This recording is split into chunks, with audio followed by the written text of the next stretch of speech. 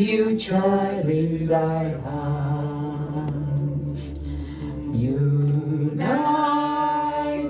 free, for liberty, together we always stand.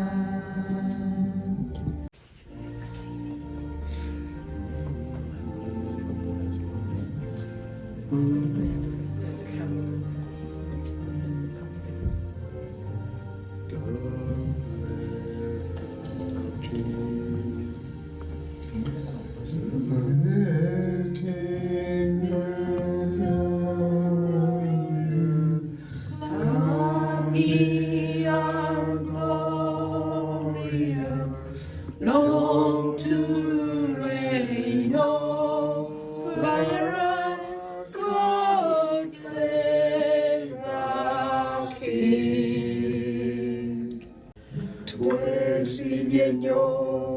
Twesimyenyo, ora Uganda yaffe. Ekitiibwa kya Buganda kyabadda, naffe tukikuumenga.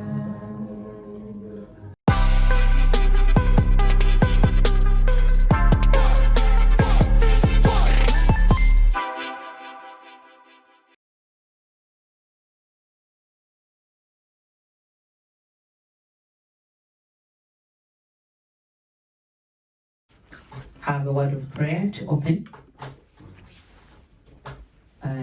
Those who were not here yesterday, our Sheikh from Oxford, he did us good. We opened with a word of prayer, and believe me, things worked out. So today, I'm taking the mic to Reverend Sebastian to open with a word of prayer before we do anything else. You're welcome. Thank you, thank you. This time. Thank you. Thank you. Thank you. Thank you. Thank you. Thank you. Shall we humble ourselves before God? Father, I want to thank you today. This is the day that, Lord, you have made, and let us rejoice and be glad in it. Lord, we want to thank you for this very meeting that, Lord, you have enabled us to have. Want to thank you for those who are putting a lot, Father, to make it happen. And we pray that, Lord, those on their way coming, may you protect them, Master. And also us who are here, may you open our ears that, Lord, we may be able to see. Open our eyes that, Lord, we may be able to see the good thing that's going to be done here. And Lord, in the end of the day, whatever that we do, may it glorify your name. We pray in Jesus' name. Amen. Thank you. We're going to have to introduce ourselves. Yes. I'll start from right here on my right side, then we'll go around. Thank you. Right. Patrick Kwesiga, come from our roots and the Living Well Consortium, where the executive of both. I can leave it there for now. Good morning, everyone. Good morning. My name is Omkungu Omumbe Jalis Ricketts Namutebikazwe, and I'm a resident of Birmingham for so many years. I'm a social worker. I'm the president of this convention. I'm one of the brains behind organizing it. Thank you so much for coming. Okay. I'm Pastor Sebastian. Concerning work, I'm the regional manager for Care Base, east of England. I'm based in Bedford, and I live also here in Birmingham. Okay? God bless you. Good morning. My name is Tracy Kagwa Graham. I'm from Edinburgh, Scotland. Yeah, I'm happy to be here.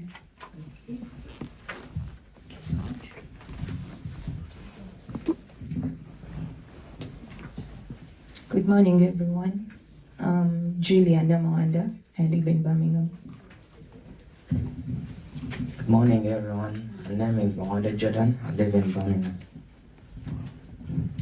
Good morning, everyone. My name is Moses Cassidy. I'm a test analyst and I live in Birmingham. Good morning, I'm Sophie and I'm from London. Good morning, my name is Jade Cassidy and I'm a teacher and I live in Birmingham. Hello everybody, my name is Nehemiah.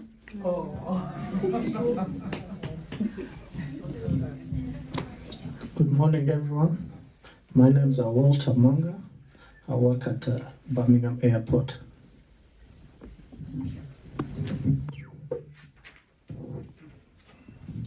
Good morning, everyone. My name is Luther Solomon, and I'm from Birmingham. Good morning, everyone. My name is Herbert Stuma. I live in Birmingham. Good morning, everyone. My name is Harrison Bazira. I live in Birmingham. Nice to meet you all. Good morning, everyone. My name is Marion Nagadia. I live in Birmingham. Good morning, everyone. I'm Jacob Saunders. I live in Birmingham. Good morning, everyone. My name is Rosette Nakalyango from Uganda.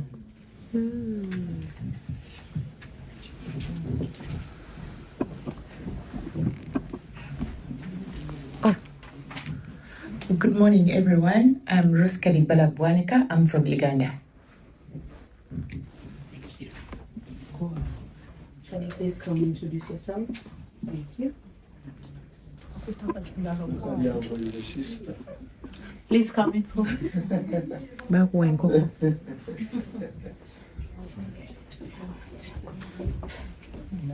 Assalamu alaikum. I'm Anisha Omar and I'm from Birmingham. Thank you.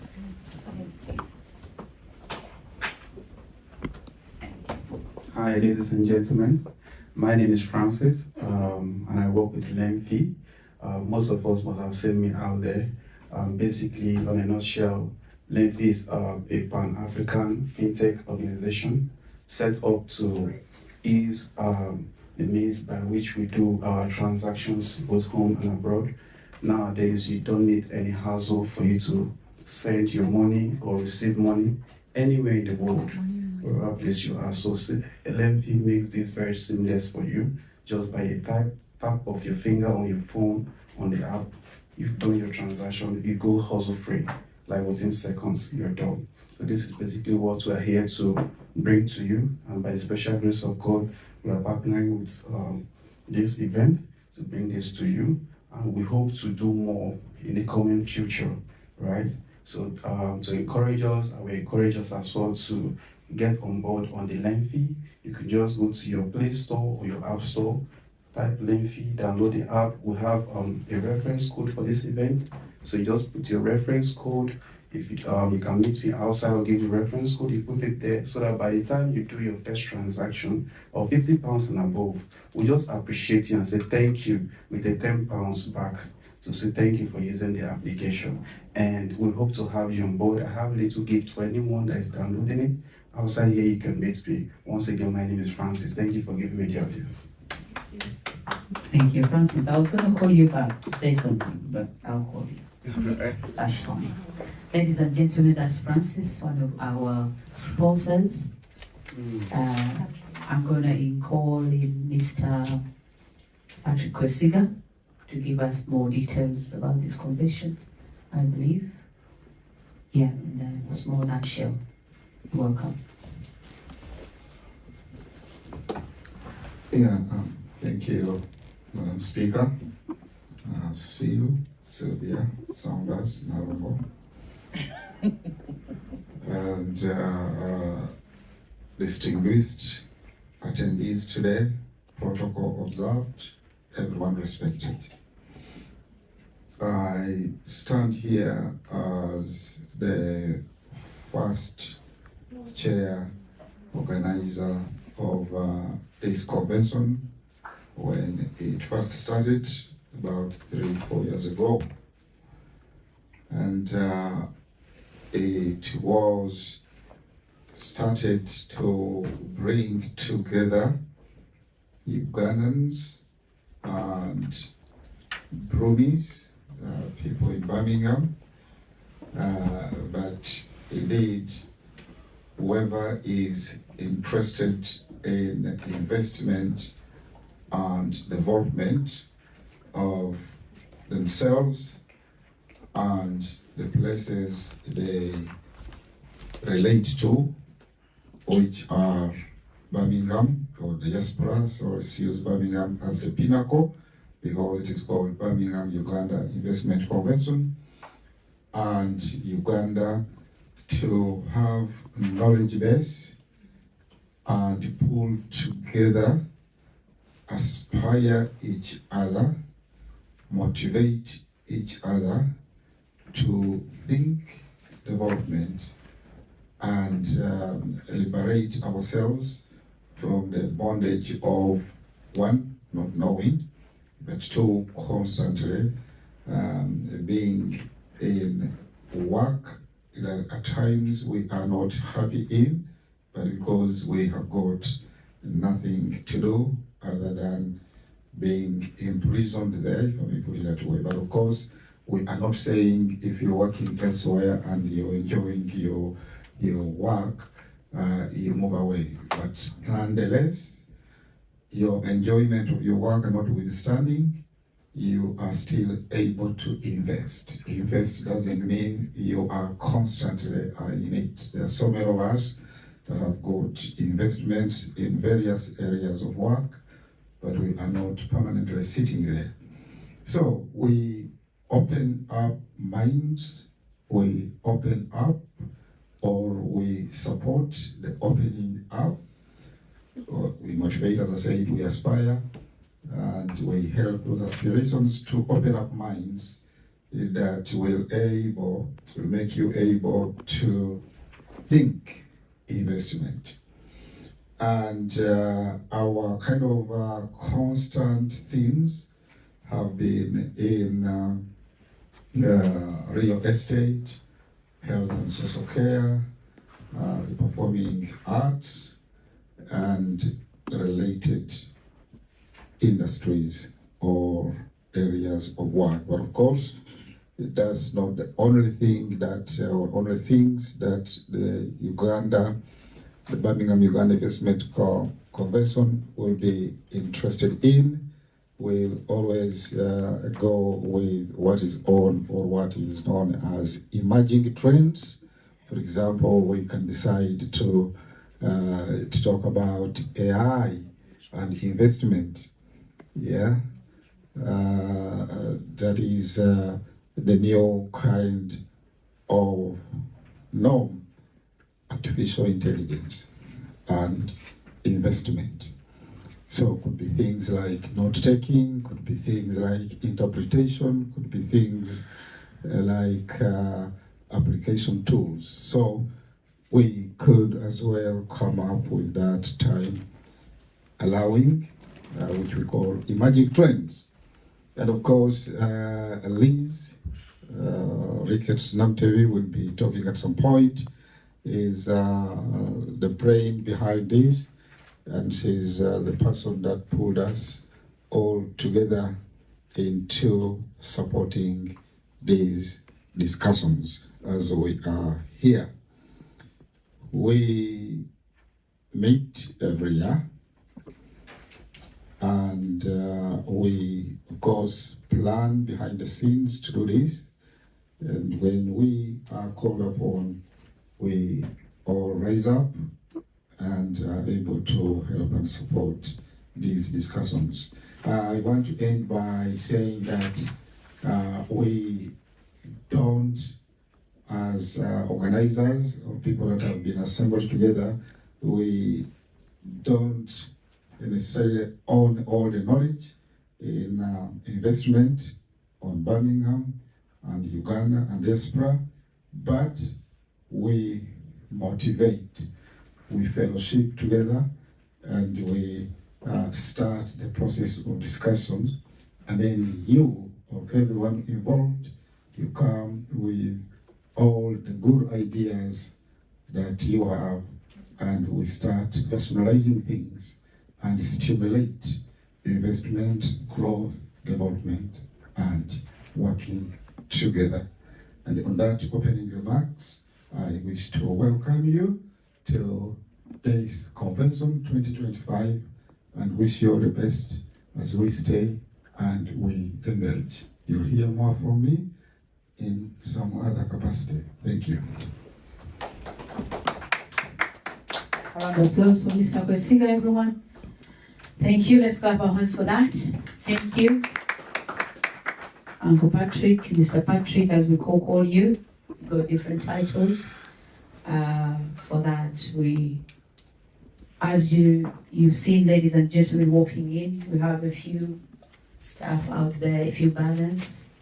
So we have sponsors that when Liz started this, she shared the information to other people who are independently doing their own stuff, and they chose to join and work together with the Uganda Convention, Birmingham. So I'm going to invite one of the people. I don't know whether Herbert Stoma is ready to come and talk on behalf Of HS. of HS. Not yet. Okay. I'll have someone else. You know, in this, we have a lot of things to talk about. I'll call Harry, please, Mr. Bazira, to come and give us some knowledge. He's a pharmacist, and he happened to be one of the organizers. So Harry, please, can you come over here and please give us some details about your field you're in. And believe me, all these things have been put together for that reason. That's why we're here today. If you hear this knowledge, things are not going to remain the same. And just to let you know, Mr. Bazira, you might have some questions from the audience. Please be ready to answer some. Thank you. Thank you very much. Hello, everyone. Hi. How you doing? How is everyone feeling today? Very good. Yeah? Yeah. See, I went for a morning run today, so if I look a bit more energetic, don't be surprised. I've done my work. Okay?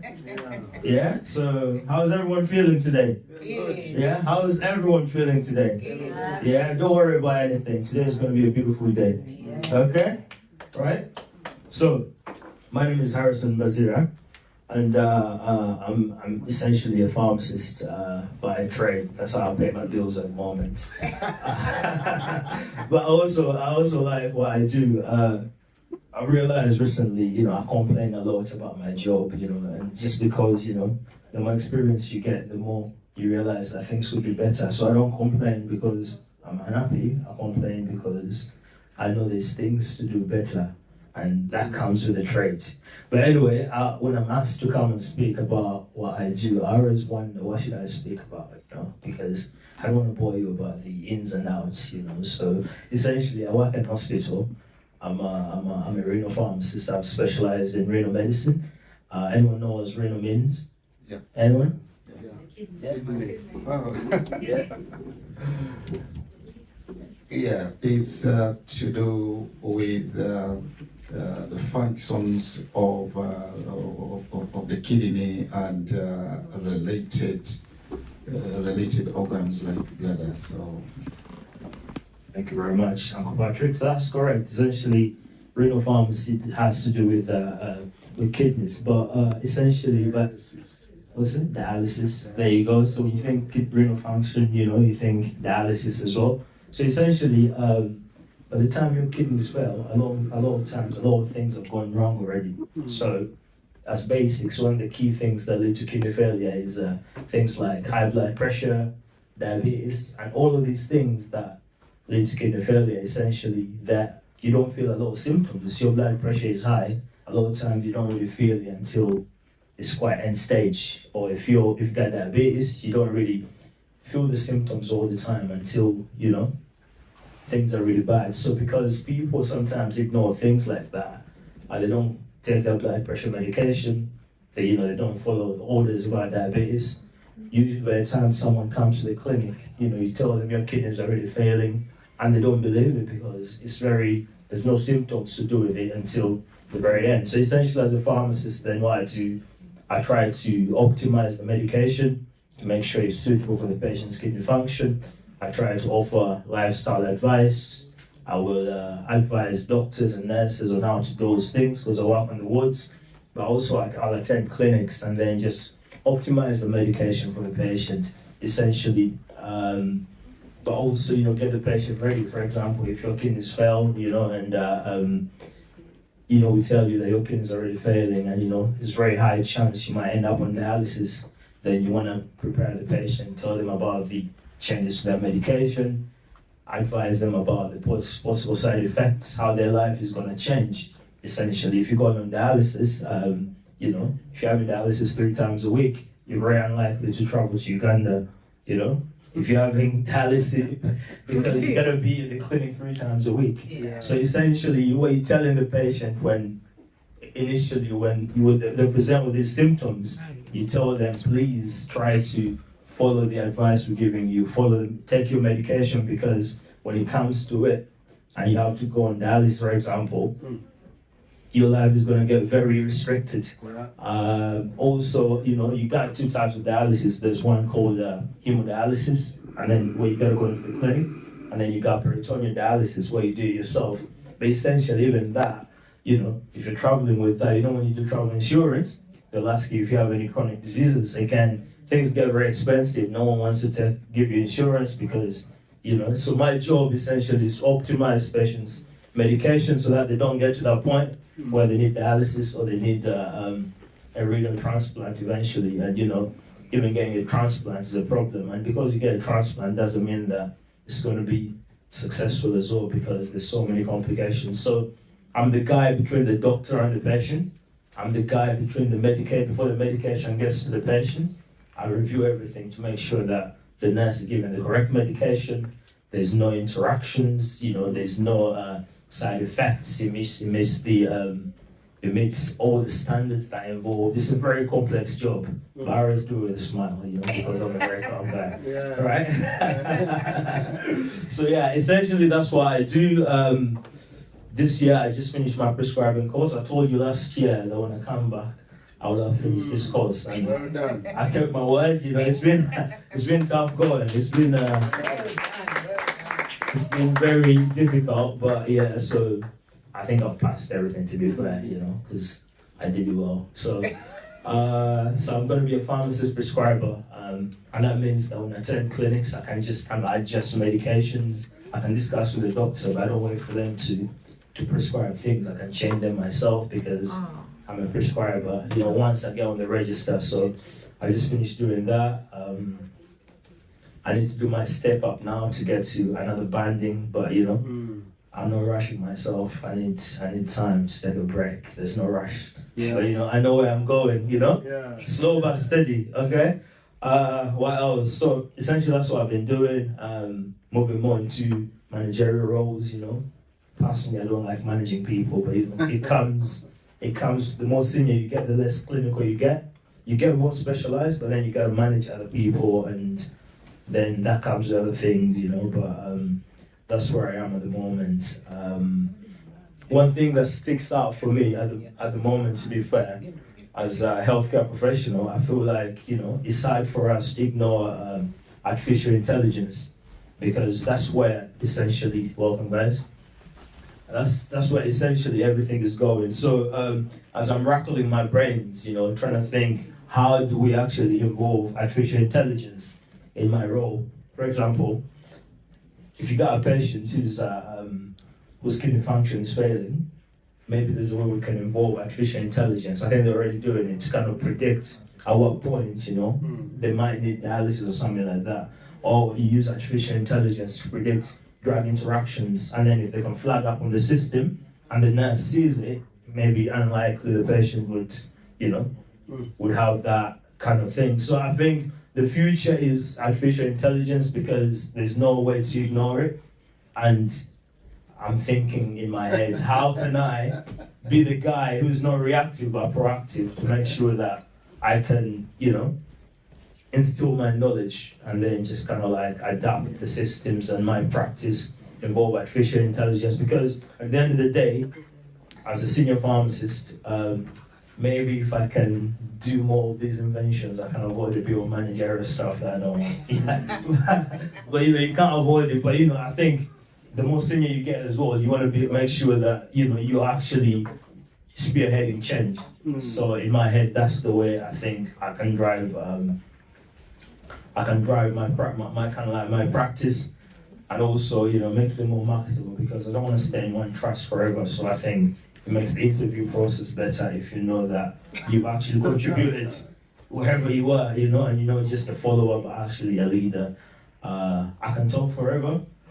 My speech is probably very disorganized because I didn't prepare it, but I think it's flowed anyway. It's flowed, guys, yeah? Yeah. All right, so now is the point where I can get some questions. Any questions at all? Yes, there we go. I've got a mic here. Keep yours. Thank you. I have a question concerning artificial intelligence. Is my on? It's You easy. can hear me. It's on. Yeah, you mentioned a little bit about it, but that is from the point of view of the pharmacist. Yeah. I was wondering how safe it is, because I quite do it a lot. Like, I take supplements and I will take a screenshot of the content, share this with ChatGPT and seek advice. How safe is that? Because I'm sure a lot of us are doing that. It's a bit of like self-medication, but maybe in a refined way. I was just wondering, as a pharmacist, what you think of that? Yeah, so I think there's no correct answer to this, but with ChatGPT, when you use it, it actually gives you references at the end. So it's not like giving you its own brain, it's actually using sources. So then in advanced practice, you always want to use evidence-based information. So ChatGPT will source things from all over the internet, but the reason why you gotta use it with a pinch of salt is because it will give you what it has. But I think if you're supplementing, for example, vitamin D, right? Do it. If it's something more complex where you're like symptomatic and you're trying to use ChatGPT as your substitute, your healthcare professional, then that's a bit tricky because so it depends on what you're taking in the end of the day. I think essentially if you feel like you're symptomatic, if you feel like there's something wrong, I think the best source is to actually go to your healthcare professional, because ChatGPT is not regulated. So if you do something and you get some advice from there and you get a side effect, again, it's your choice really. And so you got to use it with a pinch of salt, basically, yeah. But again, supplements, depends on what supplements you're talking about. But again, with supplements, the most important thing, and we don't do it enough as African people, sorry for stereotyping, you gotta check what is deficient, because there's no point using a supplement and you're not deficient of it, right? So if you do a blood work and they tell you, okay, you're deficient of vitamin D, B12 or something like that, then basically you supplement more strategically, otherwise you're wasting a lot of money using maybe a placebo effect, because that's a big industry as well, basically, and maybe you don't need it. So, whereas if you check what you really need and supplement it, maybe you get to know what's wrong. Yeah. Thank you. Yeah, is that okay? Nice. Any questions? Any more questions? Yeah. Hurry. Oh God. Oh God, what? Is that allowed, Sylvia? Somebody to say, oh God, you see, I'm ready. Yeah, we have a lot of youngsters here. My question would be, what's the route to being a pharmacist in this country, and what, as in careers guidance, how can you compare to other things, to other careers in this country? Why would you want any of the youngsters here to concentrate on becoming a pharmacist, and what's the criteria of being a pharmacist? So So I'm going to confess, right? So a lot of us pharmacists, in pharmacy school, they call us field medics because a lot of us applied to be doctors, but then we just didn't get in, so we did pharmacy. So personally, when I started doing pharmacy, I applied for medical school. You get 5 options to apply for university. You're not allowed to apply for all of the 5 for medicine. I didn't get into medicine. I got the grades, but my whole application was a bit, not the best. So I went to do pharmacy, and I despised the course essentially initially because what I wanted to do was medicine, but eventually I realized that I'm probably a better pharmacist than a doctor. But anyway, to answer your question, the way to become a pharmacist is you gotta do 4 years at university. So A-levels, first of all, you gotta have some chemistry in your A-levels. I did chemistry, biology, physics and maths, but I think the most important thing is chemistry in your A-levels. And then you gotta pass your maths and English at GCSE. But the important thing, chemistry in your A-levels, and then maybe biology, maths, physics, whatever you want to do, but the key thing is the chemistry and the biology, I think, with pharmacy. And then you apply to university, and then you do 4 years at university, and at the end of it, you get a master's. So to be able to practice as a pharmacist here, you gotta have a master's, not a bachelor's. So you do 4 years at university, you get a master's, and after that, you apply your pre-registration.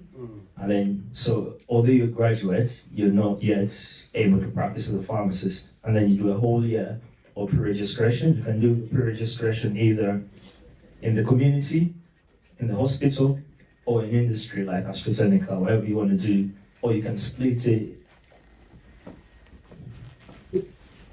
Come in.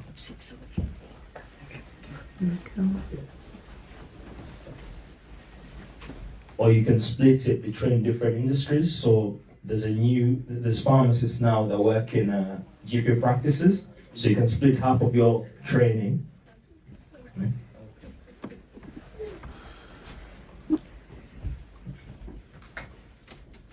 So for those who come in, I'm just explaining to guys the way to become a pharmacist in this country. So you apply to university 4 years.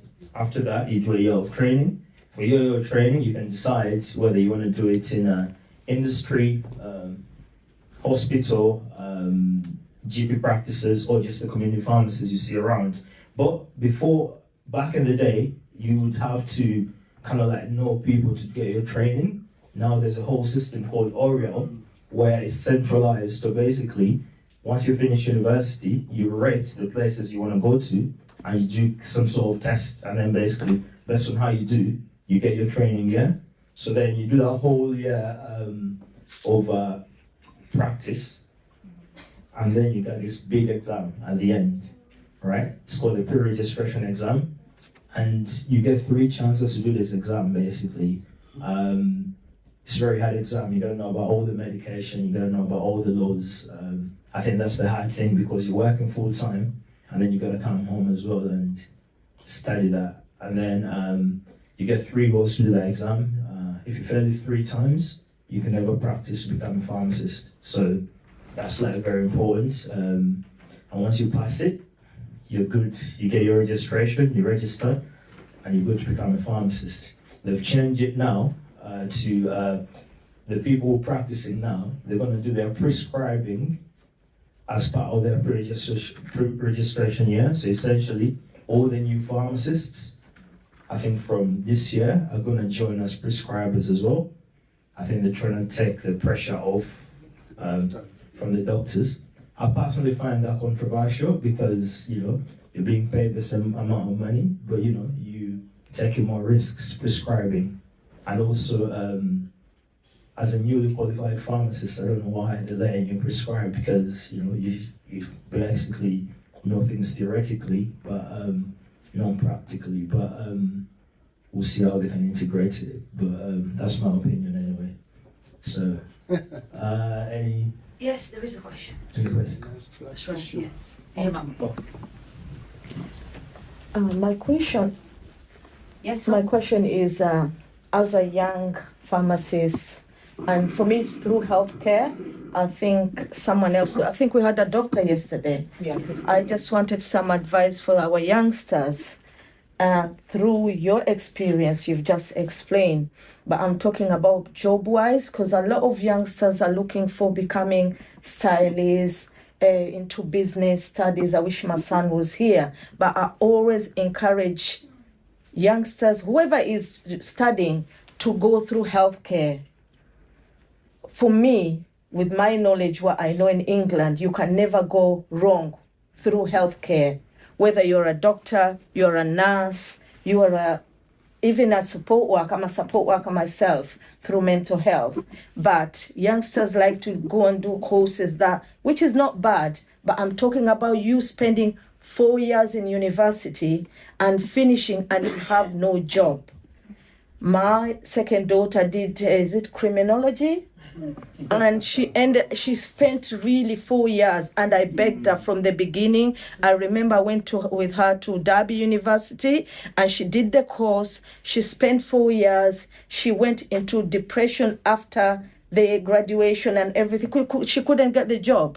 It's not our thing. But with medicine, whether you're a nurse, doctor, health, any department, there's always a job there, because you can see they're bringing a lot of people from outside working through healthcare. So my advice is that if you could advise youngsters, anything they're trying to study, healthcare is the way. That's my advice. And if you can give them more information about anything in the healthcare section. Yeah, so in that sense, it's tricky because people always want to do things they really like, sports or whatever, business.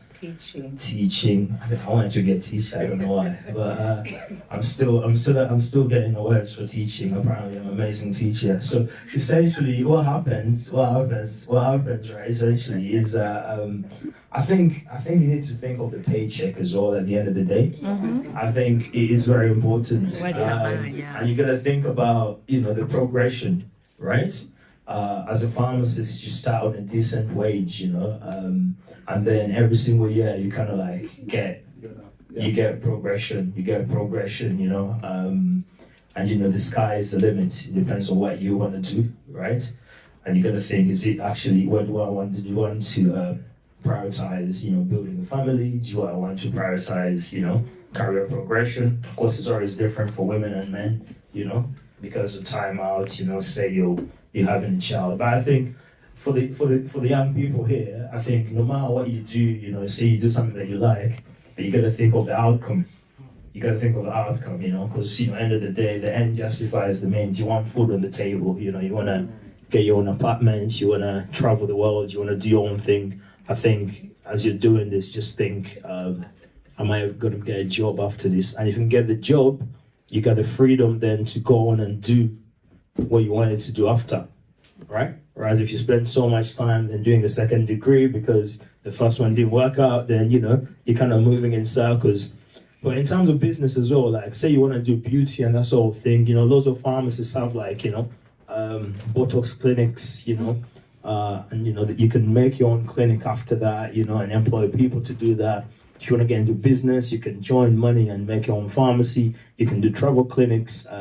There's so many things you can do. You can do locums, say I quit my hospital job, I could do 3 days a week and then, do other things the rest of the week as a locum. So essentially, I think if you do something that you need initially, then you can do something that you want eventually because, you got a foundation, and I think, as immigrants, we know that, our parents, they didn't do all the jobs they wanted.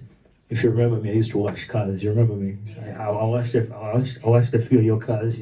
Did a bit of care work. So I think essentially do what you need to do in the moment, and then hopefully, the sacrifice then allows you the freedom to do other things that you want. So yeah, I think career guidance is very important, and just understand that there's so much competition right now. So you need to really be strategic with what course you study.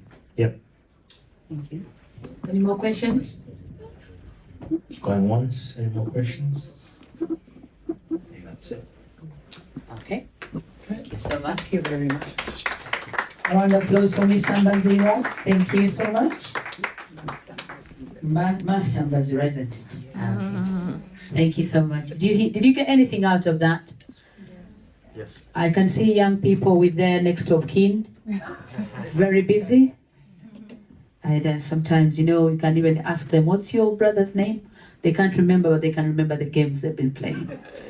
So I'm just jealous. In my next life, I have to make a phone my next of kin, because I can just type everything there.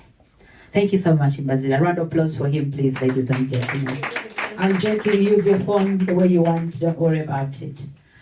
I'm gonna call another inspirer, which is our Reverend. This time he's coming in as Mr. Sebastian Vube to tell us about his profession, because he goes on. He told us he's a manager of a, what is that, sir? You give us more. Regional manager. Please come and give us a few words about that. You're welcome. I wasn't prepared for this. I wasn't prepared for this, but I can say something. Ever since I've been in this country, I've been involved in healthcare management. I started it when I was in the United States, where I was 5 years in the state of Arizona.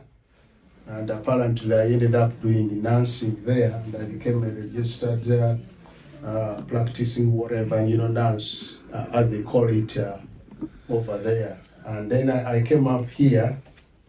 They told me that I'm supposed to do adaptation course for 6 months, and it was quite a long time. We needed an income, so I did management, and I ended up being a manager for the last 25 years. I've worked with various companies, big companies like Bupa and others, and now Care Base, where I'm going to retire basically. I have about 2 years to retire. Okay, now this is an investment, conference, and one of the fastest growing investment opportunity, both in the UK, in the US, in Europe, is in healthcare, because the aging population. A lot of people are getting older, and the society is not like in African society whereby we look after our people. I remember taking care of my mom and my dad in my house. My mom for 5 years, my dad about 3 years. We are totally looking after them. We don't, in Uganda, we don't believe people going into, homes, in nursing homes. We don't have them even there, though they may a little bit here and there, but it's not popular in Africa. We look after our own people. But here, the society, the way it's structured, when your elderly parents have got dementia, or they are sick or what, you might be living in London, they are living in Birmingham, or you might be living in Glasgow or Edinburgh, you are living here, and it's an individualistic society. So what do? They disturb you because they're next of kin. Every night a phone call rings, your mama has fallen down, this and all that. So what they do, they say, okay, we call, that's when Liz comes in, the social worker, and then they find a nursing home, a care home, and then they call the manager that started as a manager like that. And then you go, you do the assessment either in the hospital or in the community. And if you are able to meet their needs, then and the finances are sorted out, then you bring that individual into your care, and you do everything. In my job, I've been a next of kin for people even who don't have nobody behind, up to the time when they are admitted to the time when they are buried or they are cremated. You hear that it's quite a a responsibility to be like a care manager. You have a lot of responsibility, even more than doctors, I can tell you, because one day I was managing a home in Cambridge, 90 bedded. Can you believe 90 bedded? Your home is with about 300 staff. So all the life of those people, they are in your hands. Day in and day out, you make decisions. You see? So, but the investment is quite bringing profit. And now as a regional manager, I have about 10 homes under me, and we deal with budgets. And one of our home, the target is about 3 million a year. That home itself, the manager must come to 3 million, and if he gets beyond that, then he gets a huge bonus. Wow. So it's quite the profit of the company. I don't know anything here in the UK that makes a profit like health care. Let it be mental health, let it be normal nursing homes or residential homes. But how do you get into this? How do you invest into health care or into nursing home or residential home, whether it's elderly or children or mental health facility? We have various regulatory bodies like a Care Quality Commission. Have you ever heard about the care? Those who are in the care sector, have you ever heard the Care Quality Commission? A CQC. Yeah, when they march on your door, you don't like you don't like them, but they are the regulators. So, if you want to buy a care home, what do? First of all, you must have money. Okay, if you got capital, you got the money, then you have to identify whether you are going to buy already, a going business, or you are going to start from scratch. Now, starting from scratch is a bit risky, because by the time your business catches whatever, then years might have gone, because the competition is also there. So the advice would be is to find a home that is already running, and then you just buy it, and from day one you have what? You have an income. In my organization, we do have new built homes, and there is one that is in a place called Huntingdon. We just opened it just 3 months ago, and the manager there is struggling to fill a 60-bedded home. Is struggling to fill, and yet we have to pay staff, because you don't know when a new patient is going to come in. You must have staff on board. So it's very risky. You must be a company that have got profit and or whatever, that can run that home maybe for 2 years without getting any income in it. But when you buy a home that is already running, day one you have what? You have an income. So it's a sector where they really considering investing in. But the regulations are a little bit tighter. You have to register. You have to be a fit person. Okay, Rita can tell. She can tell you about what? She can tell you about being a fit person. So you go for interviews. One of them, you must be fit. You don't have any criminal record. You must be fit. You don't. You are not bankrupt. Whatever you have got money. You have to prove that you can run what? You can run this home, and then you get the policies and procedures in place, and you make your application. You don't need to be a qualified nurse in order for you to invest in health care or a doctor or what. If you have got your money, you can employ people like us. You can employ people like Yeah, and then we can help you to register yourself, but you are just an investor somewhere. In fact, majority of people who own these homes, they are just investors. Okay, and then they employ people who know the system well. Care managers, regional managers, general managers, and clinical whatever. Yeah. So, but it's quite an investment that you guys who are younger, you can consider investing in, or you can even join hands with other people, to buy one of these healthcare businesses. Even in the United States, it's a booming business there. Because the population, if you go to places like Florida, Arizona, those are retiree area, the homes there are booming because majority of people go into that. Another sector also is what you call the home care, which is the community-based, of which personally, I don't, I'm not in it for that because it's quite a daunting task there.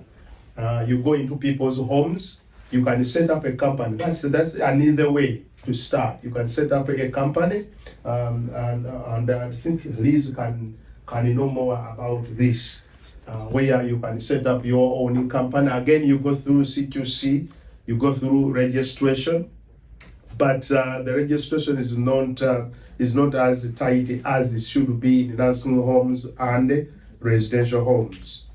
So, you may start slow, like that may be 2, 3, 4 people, and then you look after them, and then you build on that. Okay, but it's quite a daunting task because this individual in a home depends on your carers to go and help that individual.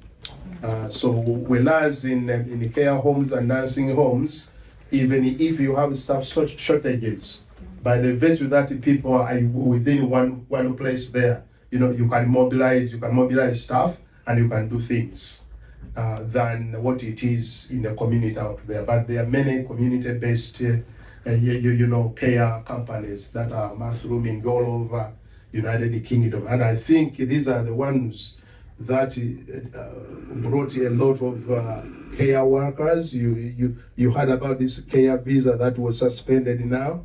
I think a majority of these home-based care brought all these people, and majority of them, they couldn't even find the hours for them, and people started complaining. Others, especially from Nigeria, they started going. I know some people, they started going to home office claiming asylum when they came as what? When they came as care, as carers, because this individual is giving them 15 hours a week, and as opposed to 40 hours that we are promised. And for us in our company, we did, and we had some people basically from India, and we closed that route again. So we recruit just internally around here. But it's quite a good investment you can think about, because we are growing old. Okay? By the time you grow old. By the time I know I'm old and I need what? And I need care in this country. And listen to me, younger people and anybody, no one is immune to care. Yeah? Can I repeat that? No one is immune to care. Not even the king. Because you don't know what is going to happen the next day. Some of us in this sector, we have, I walk around our homes, and then, you look at a young man, like a 20-something, got a stroke. He can't talk, he's frustrated, he can't get any word, you can't even understand. We are using signs. He said, I don't want this, I don't want this, I don't want this. 25 years, got a massive stroke. It depends on what? It depends on staff. It depends on. So please, no one go knowing no one is immune to what? Immune to care. Care is for all. And that's why you should be compassionate to people. Okay? God bless you. Bless you.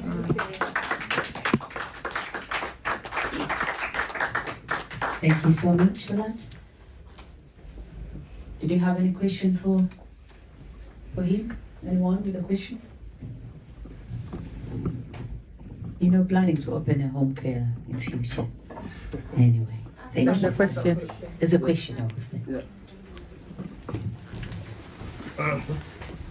Thanks. Thank you. Thank you so much for sharing all of that knowledge with us. Thank you. So I have a question. So for somebody who has no experience in the care sector, you said that it would be a good investment for young people to get into. How would we start? What is the starting point for us, please? The starting point is to have what you call like you start any other business, yeah, and you have the business plan, and then you get people you can consult, people like us, and there are many other companies that can help guide you as well to start, but you must be somebody who is in for that. It's not just an investment. You must have apathy, you must have caring something, in order for you to get in. But it's quite an investment and a commitment as well. But you don't need the experience. You employ people who can guide you. Yeah, to go through the process. Okay? Yeah. Thank you. Any other person?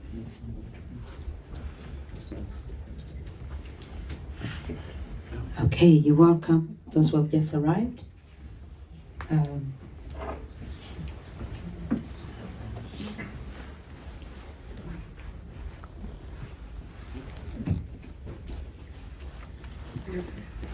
You got a question, Harry? No? How much does a care manager earn? It's quite Money is important. Okay, money is important. Depends on you are talking about, okay, let us talk about a nurse manager, okay, or a normal care manager.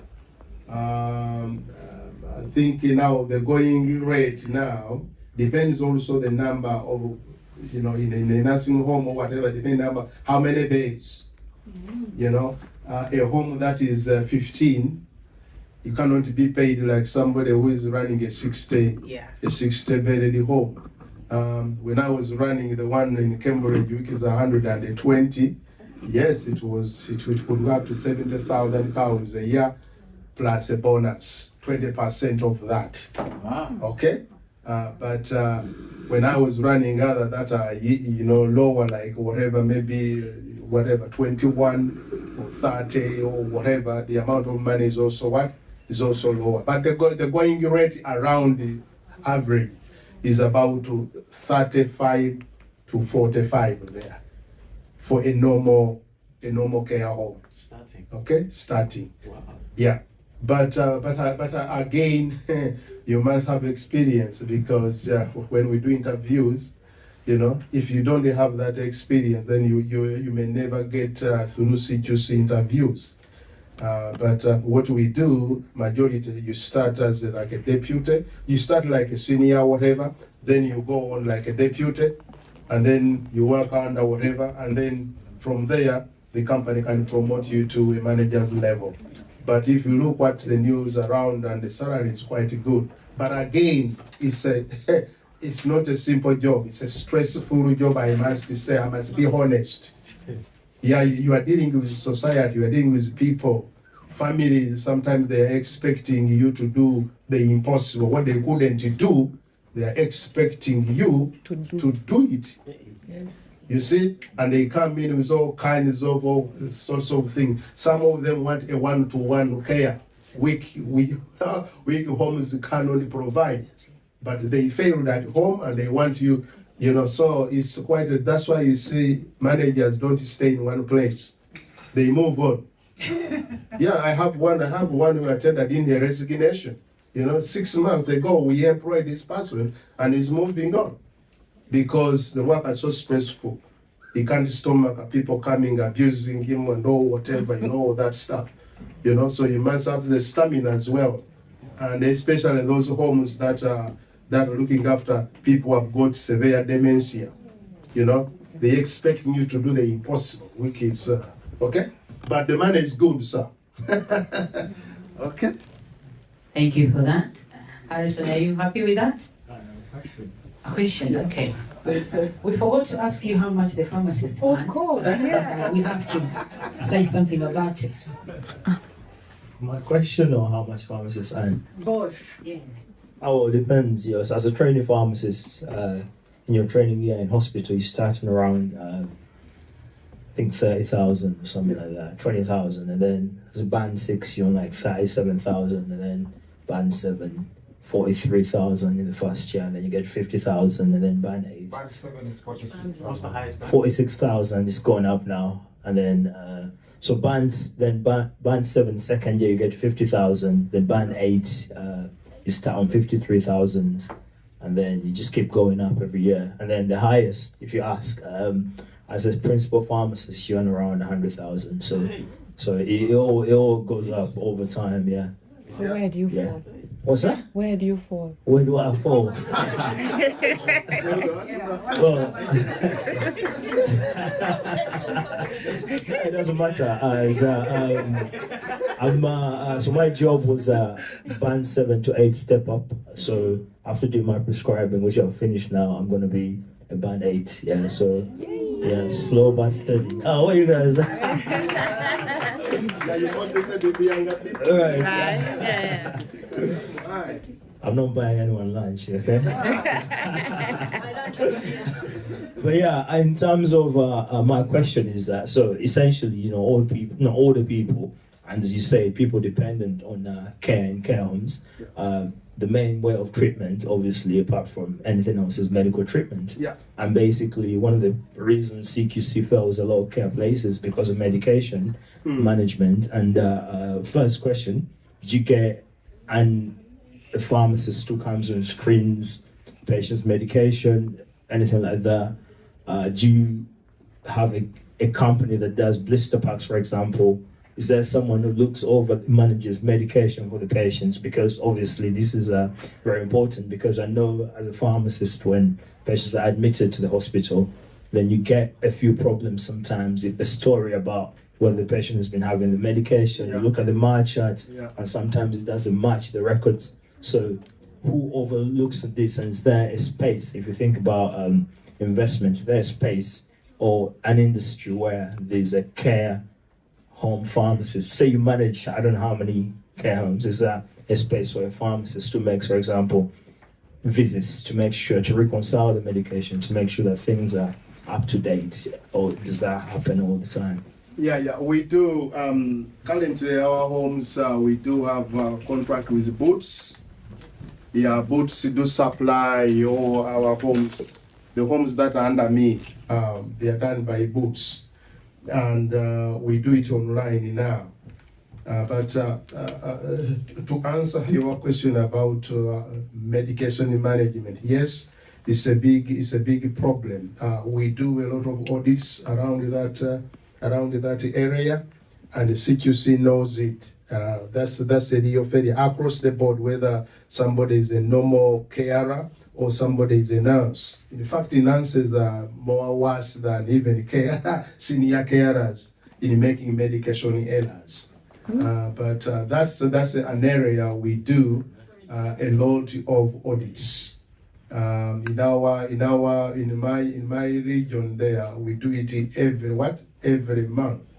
We go in, we have the quality manager who goes in to check on that. And as a result, we have fewer errors, in medication management. But Boots does supply us with the medication. Yeah. Thank you so much. Thank you very much. Thank you, Mr. Sebastian. Now that we've heard from the pharmacy side, we heard from the care homes and residentials and nursing homes. I'm going to invite Liz to come and speak about social workers, the benefits of the social workers, how to become a social worker, or the responsibilities. And because I know that or under health. So please, Liz, can you come and say a few words? Thank you.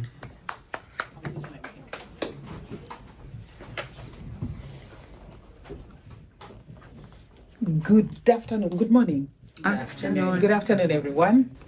My name is Liz Ricketts. For those who weren't here when we introduced ourselves, I'm a Mukungu from Uganda Kingdom. I'm one of the honorable members of parliament that are operating abroad.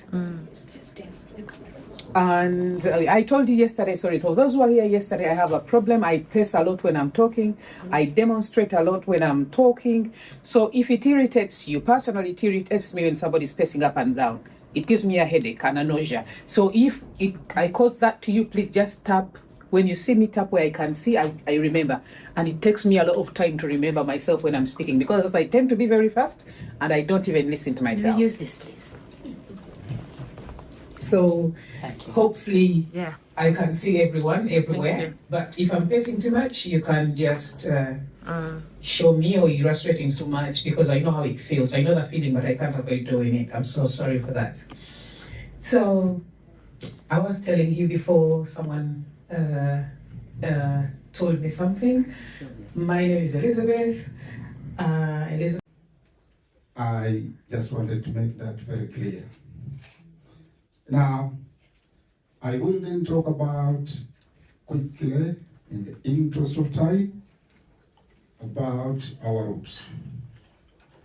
And then I will finish off with my kind of personal profile that even is captured in On Being a Leader, my book.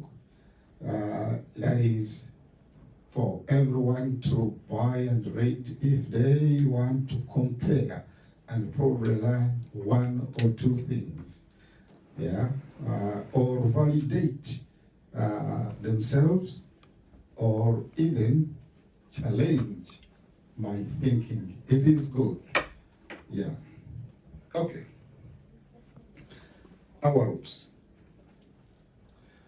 Our roots is a social enterprise, community interest company that was started in 2009, registered in 2010 to support the community in social, economic, educational, and to integrate effectively development for the community.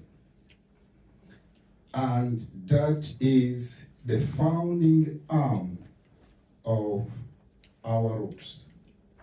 Then over time, we had an opportunity to be involved in the NHS talking therapies. Of course, that's what I was doing elsewhere.